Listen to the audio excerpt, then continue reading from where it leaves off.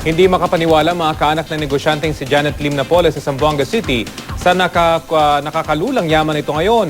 Simple lang daw kasi ang pamumuhay nito noon at wala rin siyang minanang lupain o babuyan sa probinsya na maaring pagmula ng kanyang yaman. Balita hatid ni Haji Rieta. Malungkot pa rin ako kasi kamag-anak ko pa rin sila. Kaya lang, magpasalamat din ako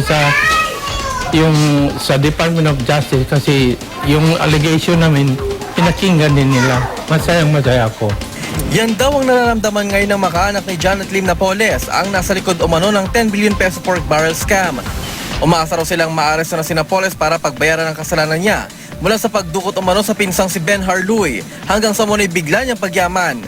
Nakapagtataka raw lalo't kapag babasehan ng mga larawang pinakita nila sa akin na sa sari-sari store sa Maluso, Basilan kumikita noon ang ina ni Janet.